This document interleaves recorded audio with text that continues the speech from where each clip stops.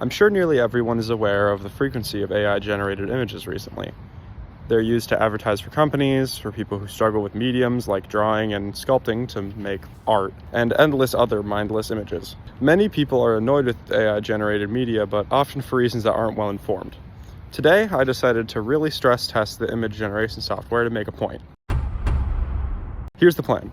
I will be asking a couple of AI image generation tools to make me an image of what they think a house in the future would look like. I will then also be asking the same thing of 3 of my relatives who are significantly younger than me. We will then see the differences and better understand what makes them unique. Alright, I got the art back. Let's see how it looks. Alright, we've got the outside here, clouds, some really weird shapes. It's tall and seemingly impossible geometry. The door looks like it slides to the side. There's tons of windows, basketball hoop, and here's the inside. Holograms down here, an elevator. Someone's been playing Splatoon a lot recently. All right, here's another one.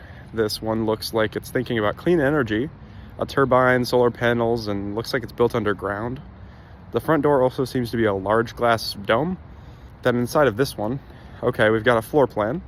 I want to point out that these drawings were done pretty soon after the artist went on a camping trip, so that explains the central fire pit, hearth for cooking, clay furnace, and a mortar and pestle.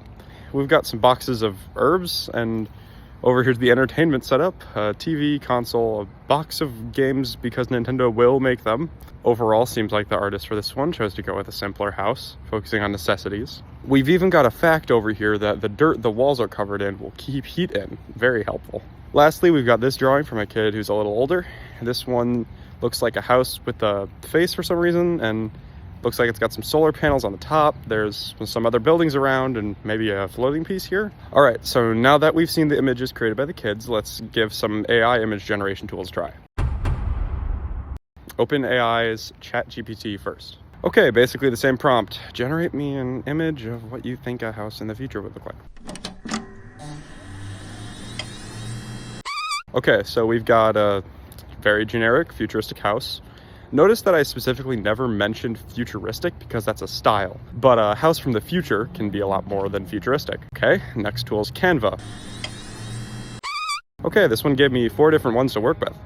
We've got an almost solar punk house here, some very cubic ones. Honestly, this one looks like concept art right out of Cyberpunk. And another more grounded design.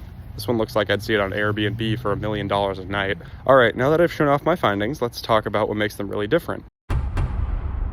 So, as I'm sure you know, the discussion of whether AI-generated images are art is a hot topic right now, and I'm not here to give anyone a definitive answer, but for the sake of this discussion, I will make the point that we humans have creativity, and that is what makes this different. While AI tools can generate images and create new pictures, they need to be trained extensively on human-made art, which then creates an approximation of the kind of image you asked for, often leading to very generic images. This is because most generation tools go down to the scale of pixels. The AI often takes from a massive bank of images, narrows it down to one similar to what you prompted, and assumes what each next pixel will be, based on the dataset. This is why these tools get stronger the more images they are given. Many people liken this to human artists getting reference material, but I don't believe it's really that similar, as AI tools just guess the most likely next pixel, but human artists have to think critically about shape or image composition instead. Obviously, this all boils down to the basis that humans are capable of being creative,